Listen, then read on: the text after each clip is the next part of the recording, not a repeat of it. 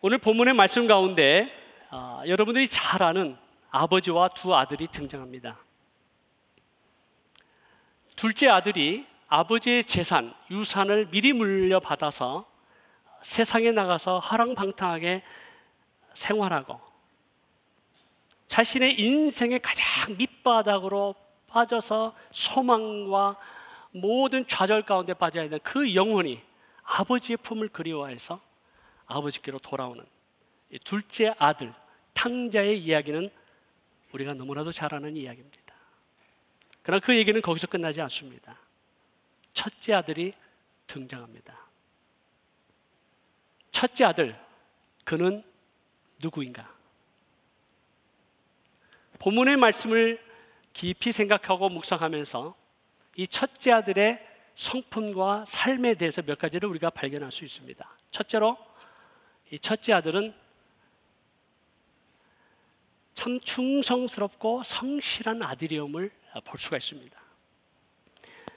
15장 25절에 보니까 밭에 있다가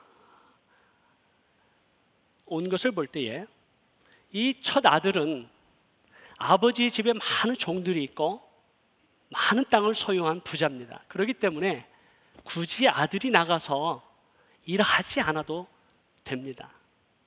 오히려 집안에서 아버지와 함께 머물면서 또 매니지먼트하는 그러한 삶으로 얼마든지 살 수 있는데 굳이 밭에 나가서 일을 하면서 성실하게 충성스럽게 일하는 아들의 삶을 볼 때 참 귀한 아들입니다.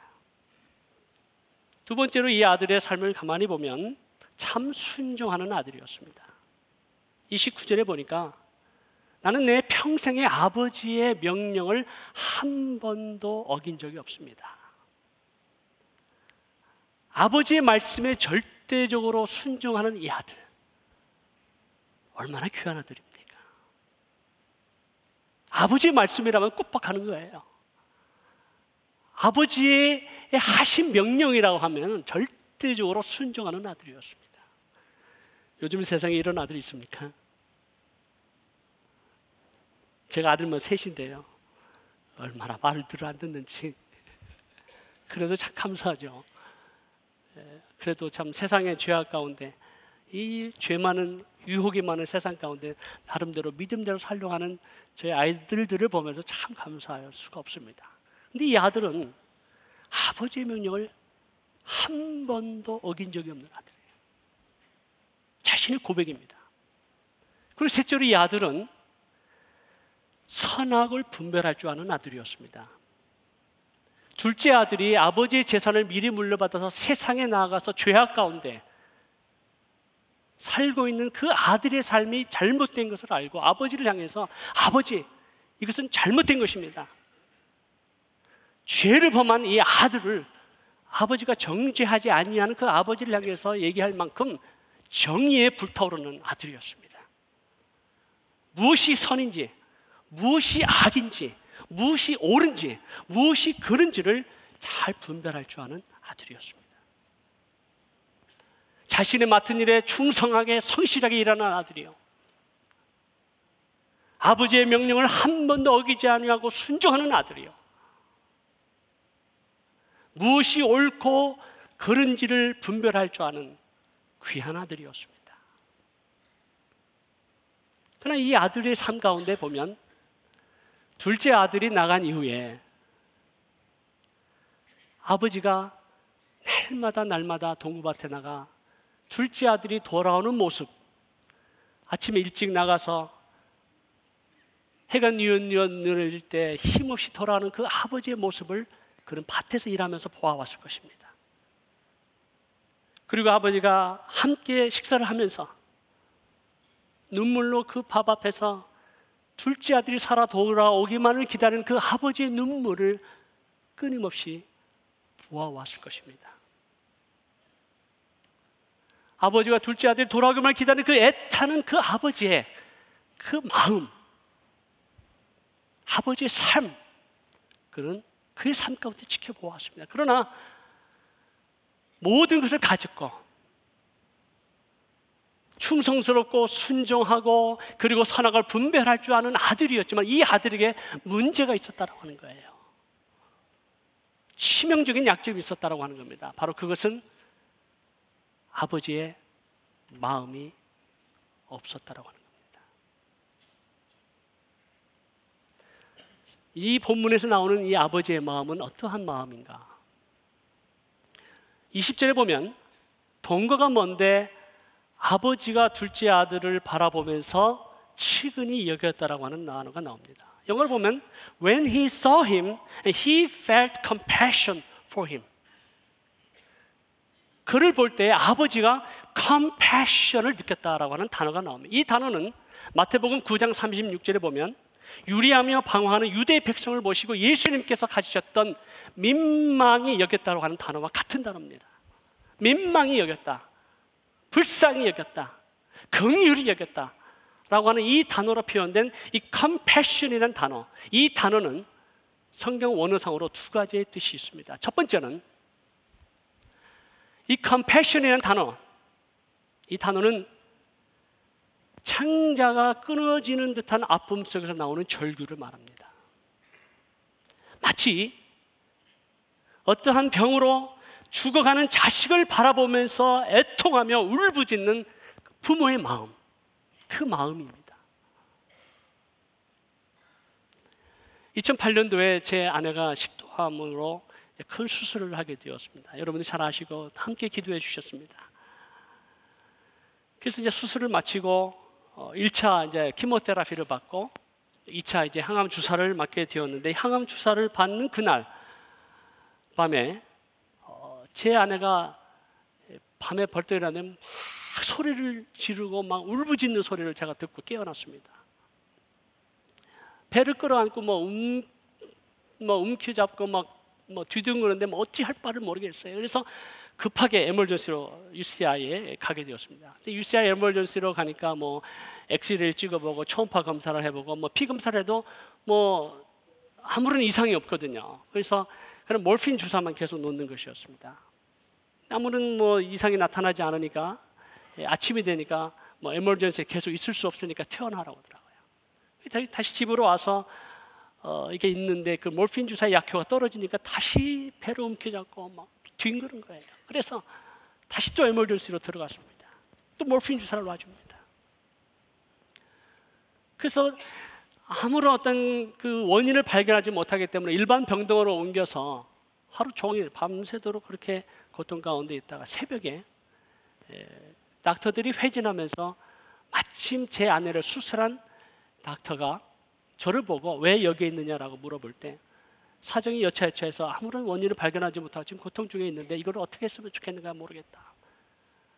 근데 한번 좀 보긴 봐야 되는데 자기가 지금 바쁘고 또 수술 일정이 잡혀있기 때문에 내가 이거를 감당할 수가 없을 것 같은데 나중에 한번 같이 보자라고 하는 순간 한 10분 후에 간호원들이 달려오고 또 침대가 달려오고 제 아내를 싣고 수술실 막 달려가는 거예요. 그리고 이제 수술을 마치고 의사가 저한테 얘기를 하기를 조금만 늦었으면 큰일 날 뻔했다라고 하는 거예요. 왜 그러냐 그랬더니 장이 뒤집어진 거예요. 그래가지고 장이 뒤집어져서 이것이 만약에 썩었다면 잘랐어야 되는데 항암 주사의 약효 때문에 이것이 붙을 수가 없어서 다행히도 썩기 전에 발견할 수 있어서 얼마나 감사한지 모르겠다. 그리고 이것을 늘려가지고 배벽에 붙여놓으라고 얘기를 하게 되었습니다. 그때 제가 제 아내의 그 고통을 보면서 환장이라는 단어를 알게 되더라고요. 여러분, 환장이라는 것, 간장, 된장, 고추장 그런 종의 장이 아닙니다. 장이 뒤집어지는 거예요. 하나님의 사랑은, 하나님의 컴패션의 사랑은 장이 뒤집어지는 환장의 사랑입니다. 잃어버린 영혼을 바라보시는 하나님 아버지, 사망 가운데, 어둠 가운데 슬피 울며 방황하는 잃어버린 영혼을 향한 하나님 아버지의 사랑은 환장하는 사랑이에요. 미칠 것 같은 사랑이에요. 그래서 하나님께서 저와 여러분을 대신해서 그 아들 예수 그리스도를 십자가 못 박혀 죽이시기까지 내어주신 그 하나님의 사랑, 이게 컴패션의 사랑입니다. 컴패션의 사랑에 두 번째 의미가 있어요. 그 두 번째 의미는 to suffer together with, 같이 그 고난에 동참하는 겁니다. 그리고 to participate the one suffering, 하나님 어떤 감질고로만 느끼는 것이 아니라 안 됐다, 불쌍하다, 긍휼히 여기는 그런 마음으로 끝나는 것이 아니라 compassion이라는 뜻은 그 사람이 고통하고 그 사람이 안타까워하고 그 사람이 힘들어하는 그 삶 가운데 participate 한다, 동참한다라고 하는 것이 compassion의 뜻입니다. 하나님 아버지의 사랑은 바로 그러한 사랑이었어요. 그 compassion의 사랑, 그 아버지의 사랑이 이 첫째 아들에게는 없었던 것입니다. 오히려 이 아들은 아버지를 향해서 분노합니다. 아버지 둘째 아들이 돌아와서 이게 큰 잔치를 벌여주고 송아지를 다 잡아주는데 나는 염소 새끼라도 한 마리 주어서 내 벗들과 함께 즐기게 하시지 않으셨네요. 아버지 이럴 수가 있습니까? 여러분, 큰 아들은 아버지의 모든 재산이 자기의 재산임을 알고 있습니다. 그리고 본인이 원하면 얼마든지 염소 새끼가 아니라 소 한 마리라도 잡아서 친구들과 얼마든지 먹고 즐기고 파티를 할 만한 권한이 있겠습니까? 없겠습니까? 있습니다. 얼마든지 할 수 있어요. 그러나 오히려 아버지를 향해서 분노하는 겁니다. 왜 분노할까? 이 본문의 근거를 해서 그 첫째 아들의 삶을 돌이켜볼 때 몇 가지 원인을 우리가 생각해 볼 수 있습니다. 첫째 원인은 자기의 생각과 자기의 판단과 자기의 기준이 아버지와 다르다는 거예요. 아버지의 말씀대로 내가 열심히 성실하게 충성스럽게 일했으면 아버지가 기뻐하실 줄 알았어요. 아버지의 말씀에 절대적으로 순종하고 그 말씀을 내가 지키면 아버지가 기뻐하실 줄 알았어요. 그리고 이 땅 가운데 죄악 가운데 머물지 아니하고 선악을 분별하면서 착하게 살면 아버지가 기뻐하실 줄 알았어요. 물론 당연히 아버지가 기뻐하시죠. 근데 아버지의 마음이 잃어버린 영혼을 향한, 둘째 동생을 향한 그 마음으로 향해져 있는 것을 바라보면서 분노하는 거예요. 왜? 내 생각과 다르다는 거예요. 내 기준과 다르다는 거예요. 내 판단과 다르다는 거예요. 우리 이 땅에 살면서 얼마나 하나님이 고통하시는 그 사랑, 잃어버린 영혼을 향한 하나님 아버지의 마음을 우리가 얼마만큼 느끼며 살아가고 있는가. 내가 아버지를 위해서 이렇게 했고, 내가 아버지를 기쁘시키기 위해서 열심히 봉사했고, 아버지를 위해서 내가 열심히 헌금하고 교회에서 열심히 충성했는데, 아버지, 내가 당하는 이 고난, 내가 당하는 이 어려움, 내가 당하는 이 육체적인 질병이 왜 그렇습니까? 라고 우리는 하나님께 대해서 분노할 수 있습니다. 열심히 충성스럽게 봉사했는데 왜 내 자녀에게 이런 어려움이 있습니까? 고통이 있습니까? 내가 주님을 위해서 교회에서 열심히 충성했는데 왜 사업이 내가 이렇게 망하게 되었습니까? 라고 우리가 하나님께 대해서 분노할 수 있습니다.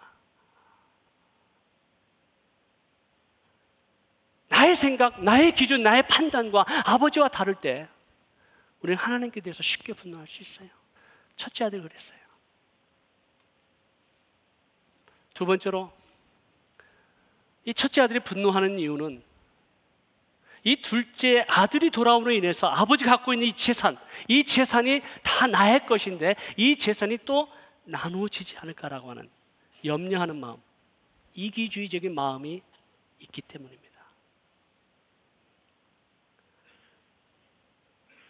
내가 갖고 있는 이 재산을 나눠주기 싫은 거예요.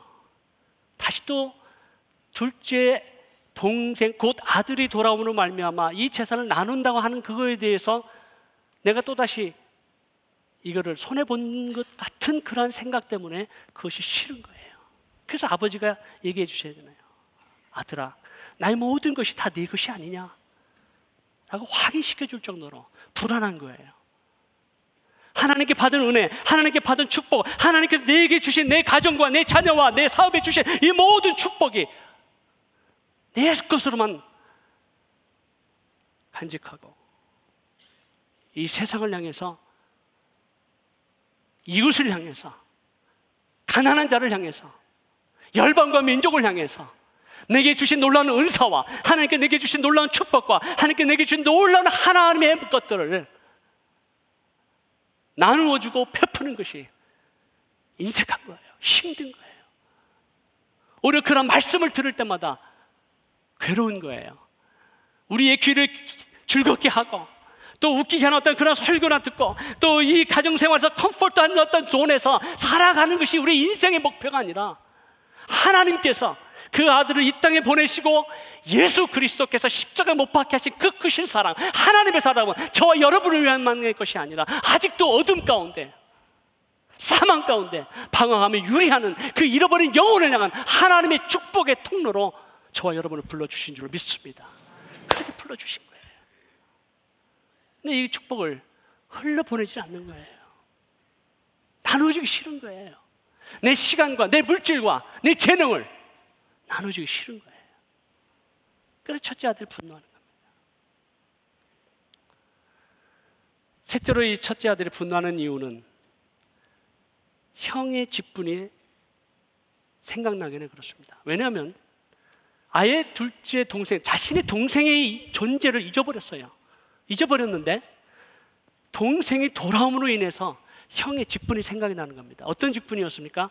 여러분, 적어도 형이라면 동생이 아버지한테 가서 아버지 유산을 일러주세요 라고 요청했을 때 형이라면 어떻게 해야 됩니까? 이놈아, 아버지가 지금 살아계신데 네가 어떻게 재산을 달라고 그럴 수 있니? 살아계신 아버지에게 재산을 달라고 만약에 한다면 우리 한국 문화 같은 경우는 여러분 그 자식을 뭐라고 부르겠습니까? 후레 자식이에요. 이놈의 자식, 감히 아버지가 살았는데 어디 감히 유산을 달라고 미리 요청하는가 라고 형이 야단을 쳤어야죠. 그러면 안 된다고 얘기를 했었어야 됩니다.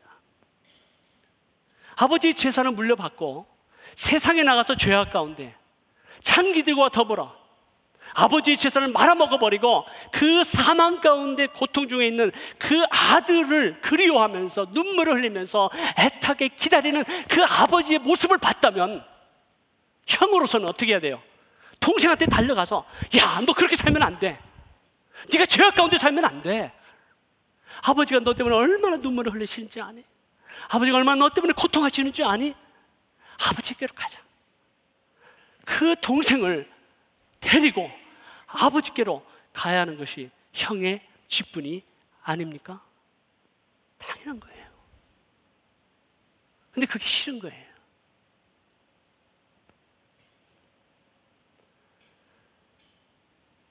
요셉이가 이제 한국에서 그 어렵게 6개월 동안 한국말을 이제 열심히 배웠습니다. 처음에 한국말을 잘 몰라서 한국에 가니까 유치원도 안 다녔죠. 뭐 1학년 1학기를 스킵했기 때문에 뭐 가니까 얼마나 한국 아이들이 똑똑하든지 뭐 유치원 때 뭐 3살 4살 때 한국어를 이미 뛰는 것은 기본이고 뭐 제 1학년 때 가니까 뭐 산술 논술을 하는데 제가 깜짝 놀랐어요. 40년 전에 저희가 한국에서 공부하던 바두가 이리 오더라 그 수준이 아니에요. 너무너무 힘든 거예요. 그래서 국어 받아쓰기 시험을 봤는데 20점 받았어요. 그래서 막 너무 안타까워가지고 뭐 제 아내와 제가 그때 하루에 3시간씩 공부를 시키는 겁니다. 그게 저의 안식년이었어요. Guess what? 마지막 날 이제 돌아오기 직전 기말고사를 봤는데 국어 시험 100점. 그래서 교장 선생님한테 상을 받고 왔어요. 근데 미국에 오니까 다시 또 영어를 공부해야 되잖아요. 그래서 영어 공부하기 위해서 이제 웨스트민스터에 있는 학교를 보냈는데 거기에 보니까 다 베트남 애들만 있더라고요. 그래서 우리 요셉이한테 그랬어요. 요셉아, 우리 베트남에 선교 연구를 하자. 그래서 이제 베트남에서 학교를 공부를 하는데 영어 단어를 알아야죠. 한국말만 집에서 했는데 얘가 헤매는 거예요. 그래서 제가 요한이한테, 첫째 아들한테 지금 이제 메디컬 스쿨 가기 위해서 이제 좀 준비하고 있잖아요. 요한이한테 요한아, 우리 요셉이를 좀 잘 좀 공부 좀 가르쳐라. 그래서 내가 하루에 2시간씩만 잘 좀 가르쳐주면 내가 뭐 해주마. 그래서 딜을 했어요.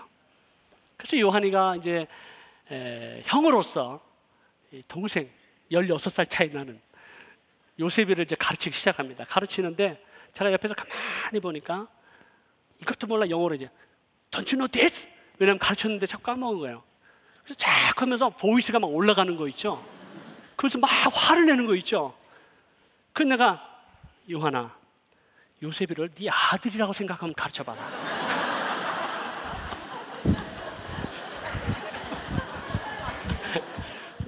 네 아들이라고 생각하면 너 이렇게 할 수 없다. 그랬더니 뭐라고 얘기하냐면 아빠가 요셉이를 스포일시켰다는 거예요. 그래서 막 저에 대해서 막 화를 내는 거 있죠. 그래서 너는 형이야. 형으로서 당연히 동생을 가르쳐줘야 되고 형으로서 동생을 잘 지도해줘야 돼. 요셉이가 너하고 같은 줄 아니? 이 말을 참아 못하겠더라고요. 요셉은 날마다 색동옷 입혀. 내가 늦은막에 낳는 이 요셉을 내가 얼마나 사랑하는지 아니? 이렇게 얘기할 수 없잖아요. 똑같이 사랑하죠. 똑같이 사랑하지만 이렇게 요셉을 사랑한단 말이에요. 근데 막 얘가 점점 막 이렇게 그 보이스가 올라가고 막 신경질 내면서 가르치는 그 형의 모습을 보면서 아버지한테 막 화를 내는 거예요. 아버지가 그렇게 가르친다는 거예요. 우리 때는 그렇게 하지 않았다는 거예요. 엄격했는데 왜 요셉이한테만 익셉션을 주냐는 거예요. 그건 내 맘이지. 그러면서 막 분노하는 그 모습을 보면서 둘째 아들 동생이 돌아오니까 형의 직분이 생각이 나니까 그게 아버지한테 쏟아지는 거예요. 분노하는 거예요. 첫째 아들이 그 아버지를 향해서 그 감사하고 기뻐하고 아버지와 함께 있음으로 해서 즐거워하는 것이 아니라 아버지를 향해서 막 분노하는 거예요. 사랑하는 성도 여러분, 우리가 예수 그리스도를 믿음으로 말미암아 하나님의 자녀가 되는 놀라운 축복을 주셨습니다. 할렐루야. 하나님을 아버지라 부를 수 있는 놀라운 은혜를 주셨어요. 그 은혜를 주신 것은 나와 내 자녀와 내 가족과 내 교회만이 하나님의 은혜와 축복을 받으라고 준 것이 아니라 나를 통해서, 우리 가정을 통해서, 우리 교회를 통해서 하나님의 은혜와 축복이 우리 이웃과 열방과 민족에게 흘러가야 되는 줄로 믿습니다. 이것이 베델교회 주신 사명이에요. 우리 베델교회 선교 역사 가운데에서 하나님께서 주신 이 놀라운 교회의 본질을 회복하고 교회의 존재의 목적을 회복함으로 말미암아 업그레이드가 돼서 마지막 이 시대에 예수 그리스도의 오심을 예비하고 만왕의 왕으로 오시는 예수 그리스도 메시아 마라나타 주 예수여 어서 오시옵소서.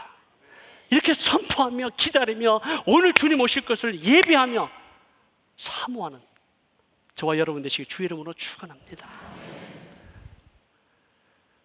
제가 터키에서 연합중보 기도 사역을 하면서 6년째 이제 연합중보 기도 사역의 마지막 그 앙카라 연합중보 기도가 있었는데 그 앙카라 연합중보 기도에서 특별히 많은 이 연합중보 기도회 운동을 통해서 하나님께서 큰 은혜와 축복을 베풀어 주셨지만 특별히 제가 가장 은혜를 받았던 것은 작년에 있었던 2012년 앙카라 연합중보 기도였습니다. 그때 마지막 날에 오셔서 말씀을 전하신 분이 존 라비라고 하는 목사님이 계셨습니다. 이 존 라비라는 목사님은 인도네시아에서 바로 저희 터키에 오시기 전에 인도네시아에서 한 5만 명이 모여서 큰 집회를 통해서 연합기도를 통해서 마지막 때 이슬람권을 향한 기도가 얼마나 중요한지 메시지를 선포하셨던 분이에요. 이분이 오셔서 말씀을 선포하시는데 여러분 왜 터키가 이렇게 어려운지 아십니까? 왜 터키가 이렇게 복음화가 안 되는지 아십니까? 왜 터키가 이 땅 가운데 120개 교회가 있고 1700명의 선교사가 있고 7,500만 명 중에서 예수 그리스도 믿는 성도의 숫자가 0.005%도 되지 아니하는 이 어둠의 땅, 이 어둠의 땅은 과거 히타이트 제국에서부터 페르시아 제국, 그리스 로마 제국, 비잔틴 제국, 오스만 제국, 그 수많은 제국들 가운데 흘린 그 수많은 피가 이 땅 가운데 있습니다. 이 땅이 회복되기 위해서는, 이 땅에 다시 한번 초대교회의 부흥이 일어나기 위해서는 진정한 화해와 용서, 그리스도의 안에서의 하나됨이 필요합니다라고 메시지를 선포하셨어요. 그리고서 어떤 말씀하셨냐면 아르메니안 학살에 대해서 말씀하셨어요. 그래서 제가 깜짝 놀랐어요. 왜? 100년 전에 100만 명 이상의 아르메니안 사람들을 학살했던 그 학살 사건은 터키에 사는 그 누구도, 특별히 외국인은, 선교사는 그 얘기는 꺼내서는 안 되는 금기입니다. 큰 정치적인 이슈가 되기 때문에. 그 얘기를 꺼내는 바람에 저와 함께 동역하고 있는 미국 선교사님들이 막 달려와서 이거 빨리 좀 못하게 해야 된다. 이거 잘못하다가 정치적 이슈가 되면 우리 사역 다 망친다. 막 이렇게 와서 막 항의를 하는 거예요. 그래서 저도 조금 당황했지만 이 성령의 역사라고 한다면 just let him do it. 하나님께서 하시는 일이 아니냐. 그래서 아르메니아 학살 사건을 얘기하면서 이 아르메니아 학살에 대한 회개가 우리 가운데 있어야 된다. 그러고 나서 순서에도 없었는데 한 젊은 터키 목회자가 나오는 거예요. 나와서 여러분, 오늘 메시지를 우리가 들었습니다. 이 메시지를 듣는 것으로만 끝나는 것이 아니라 우리 주님 앞에 회개하기를 원합니다. 그러면서 그 자리에 있었던 아르메니아 계통의 목사님, 쿠르드족 계통의 목사님, 아랍 계통의 목사님, 그리스 계통의 목사님, 그들과 끊임없이 분쟁하고 갈등하고 민족들 간에 그 아픔이 있었던 그 목사님들을 초청하셨어요. 그리고 터키 목사님들을 초청하셨어요. 다 원을 그렸습니다. 그리고 선교사님들이 그 뒤에 또 원을 그렸어요. 그러면서 이 터키 목사님들이 이 소수계 목사님들 향해서 예수 그리스도의 이름으로 우리를 용서해 주십시오. 우리 조상들이 지었던 모든 죄를 용서해 주십시오. 그때 소수계 민족의 그 목사님들이 눈물바다가 됐어요. 터져버렸어요. 서로 끌어안고 막 하나님을 향해서 서로가 하나 되는 아름다운 연합의 모습을 보면서 제 개인적으로 하나님의 문이 열리고 하나님의 은혜가 이 땅 가운데 임하고 이제는 터키 땅 가운데 치유의 역사가 일어나고 언제나 하나됨의 역사를 통해서 이 땅에 부흥을 허락해 주겠구나 확신이 들어요. 그러면서 하나님께서 이게 너의 마지막 사역이다 라는 말씀을 주시더라고요. 그걸 보면서 얼마나 그 하나님께서 우리 가운데, 특별히 이민교회 가운데 우리 1세대들이 하나님 앞에 범죄한 많은 것들을 생각하면서 우리의 연약함으로, 우리의 부족함으로 우리의 자녀 세대를 잃어버렸습니다.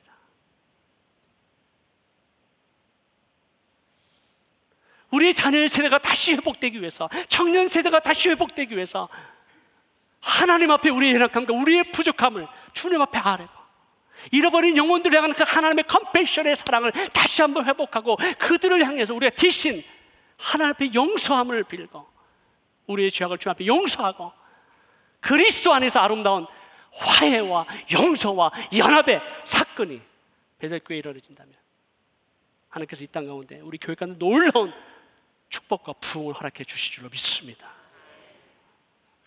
우리는 이제는 하나님 아버지의 마음을 안고 열방과 민족을 향해서 나아가는 때가 왔습니다. 주님 언제 오실지 우리는 알 수 없습니다. 그러나 분명한 것은 주님 곧 오실 것입니다.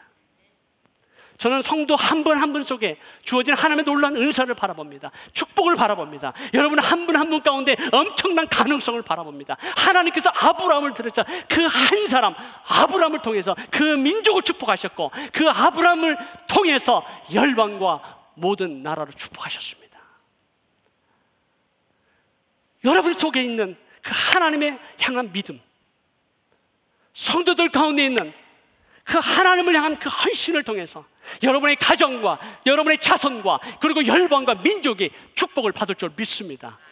아버지의 마음을 품어야 되는 거예요.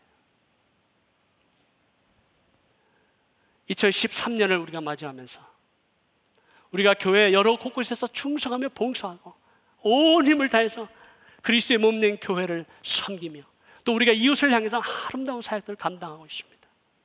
That's not enough. 충분하지 않다는 거예요.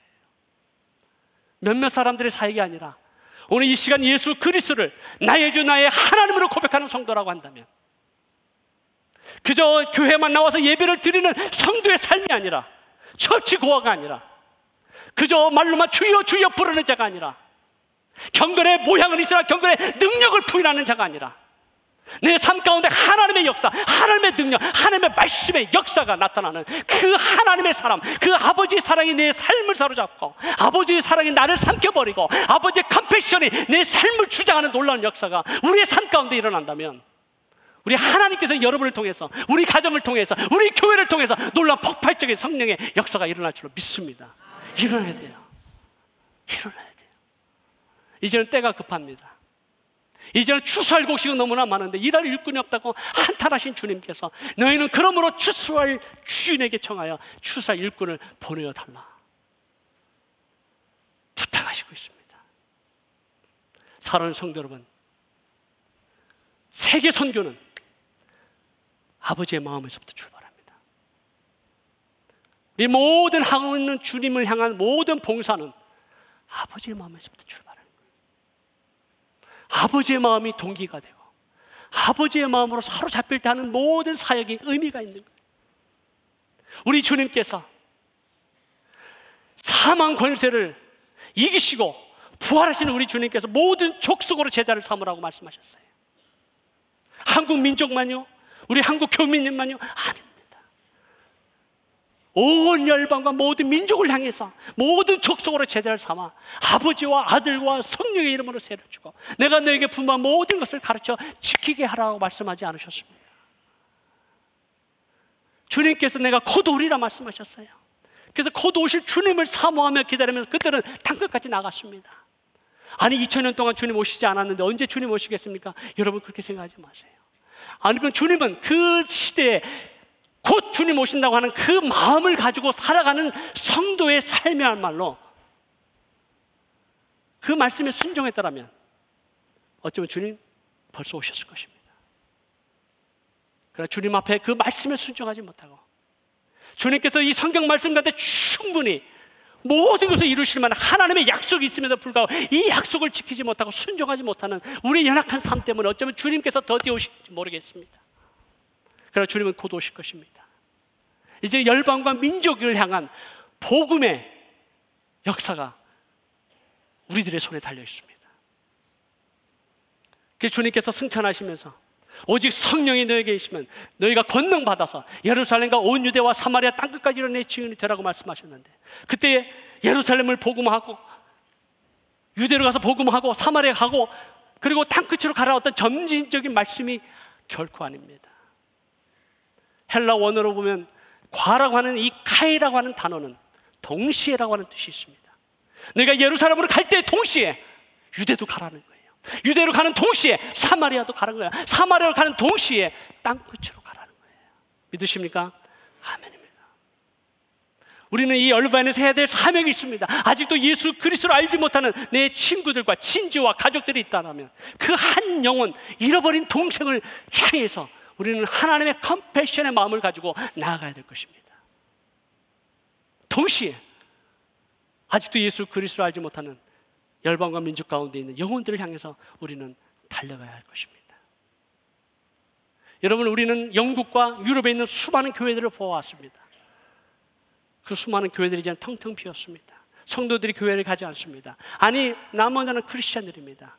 주일날 교회 성도들이 보이지 않습니다. 웅장한 건물이 있습니다. 하나님의 영광이 떠났어요.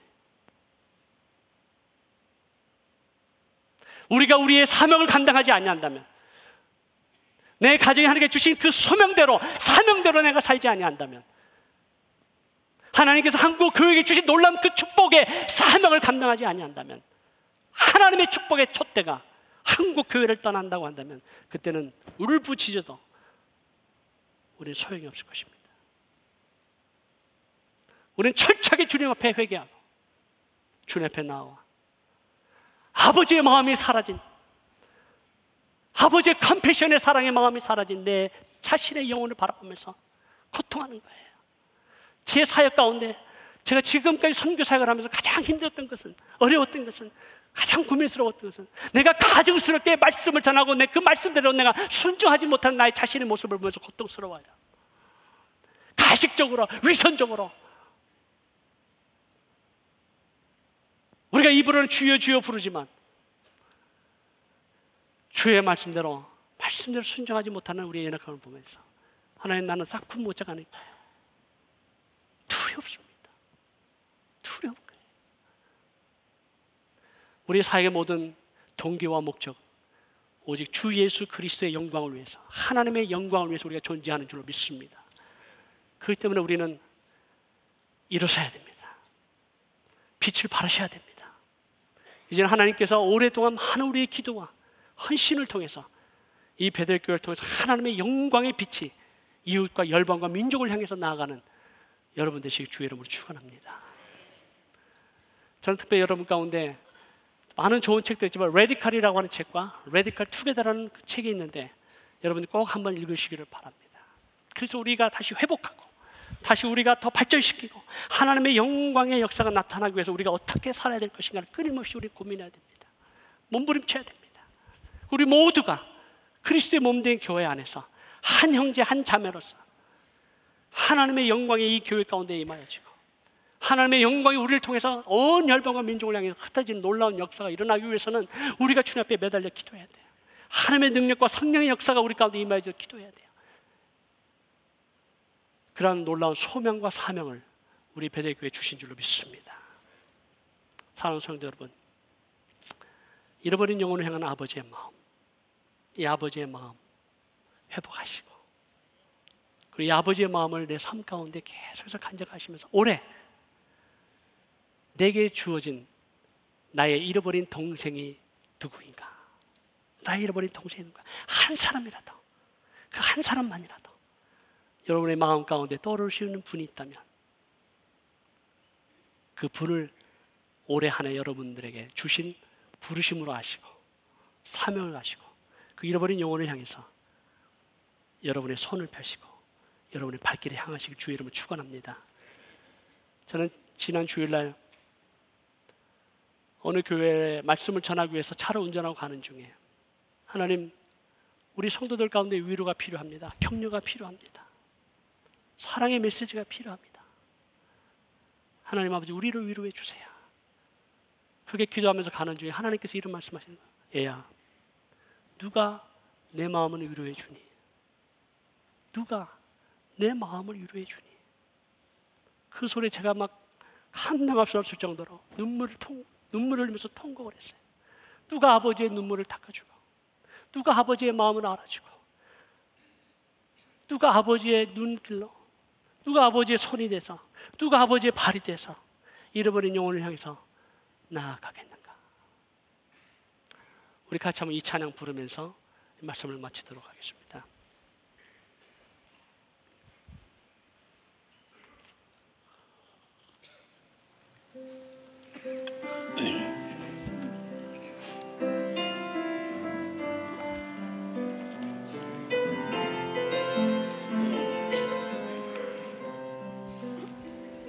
아버지, 당신의 마음이 있는 곳에 나의 마음이 있기를 원해요. 아버지, 당신의 눈물이 고인 곳에 나의 눈물이 고이길 원해요. 아버지, 당신이 바라보는 영혼에게 나의 눈물이 향하길 원해요. 아버지, 당신을 보이는 어두운 땅에 나의 두 발이 향하길 원해요. 나의 마음이 아버지의 마음 알아. 내 모든 뜻 아버지의 뜻이 될 수 있기를 나의 온몸이 아버지의 마음 알아.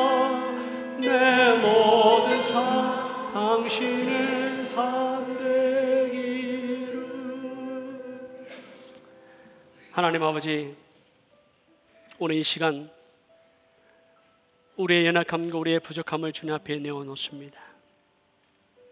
우리가 주님을 위해서 살노라 고백하면서, 주님을 위해서 충성스럽게 살아노라고 고백하면서, 또 주님의 몸된 교회에서 내게 주어진 사명대로 봉사하며 살아왔지만, 행여나 아버지의 마음, 잃어버린 영혼을 향한 그 아버지의 컴패션의 사랑, 그 아버지의 마음 혹시나 사라졌다면 주님 이 시간 회복시켜 주옵소서.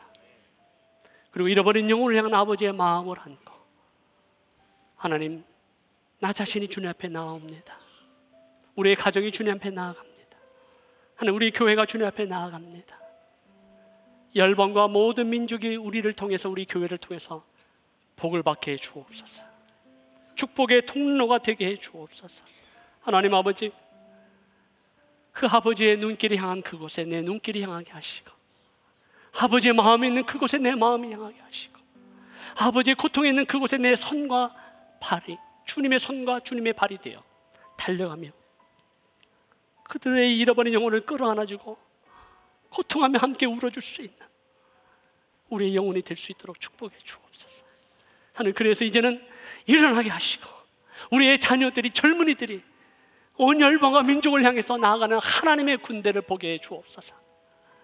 하나님, 이 세상의 것을 추구하지 아니하고 이 세상의 것 가치관을 바라보지 아니하고 하늘의 소망을 바라보며 하늘에서 부르신 그 상급을 바라보며 하나님께서 우리에게 주신 이 소명대로, 사명대로 열방을 향해서 나아가는 하나님의 군대가 일어날 수 있도록 오 주여 도와주옵소서.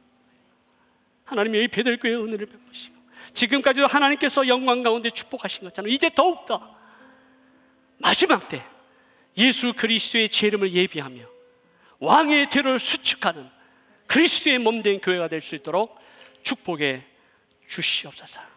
하나님, 우리의 연약한 가운데, 육체 가운데 연약함이 있는 성도들, 이 시간 하나님 치료의 광선을 베풀어 주옵소서. 여호와 라파의 하나님, 이 시간 머리를 안수하여 주시고 치료하는 역사가 있게 하여 주시옵소서. 심령 가운데 아직도 상처가 있고 마음에 여러 가지 답답함이 있고 마음 가운데 이루 말할 수 없는 그 연약함으로 인해서 고통하는 심령이 있습니다. 이 시간 하나님이여 그 마음을 타치하여 주시고, 이 시간 하나님 다시 한번 소명을 불타게 하여 주시고 사명대로 순종하며 나아가는 아버지의 마음을 품는 역사가 있게 하여 주시옵소서. 하나님, 우리 가운데 하나님의 연합의 마음을 주시고 서로를 정죄하고 비난하고 손가락질하는 것이 아니라 오히려 다른 것이 우리의 축복이 되게 하시고 그리스도 안에서 하나된 연합을 통해 하나님의 영광만이 나타나게 하시고 세상 사람들이 우리의 연합을 통해, 우리의 하나됨을 통해 아버지께 영광이 되는 놀라운 축복을 허락해 주시옵소서. 우리 구주 예수 그리스도의 이름으로 기도하옵나이다. 아멘.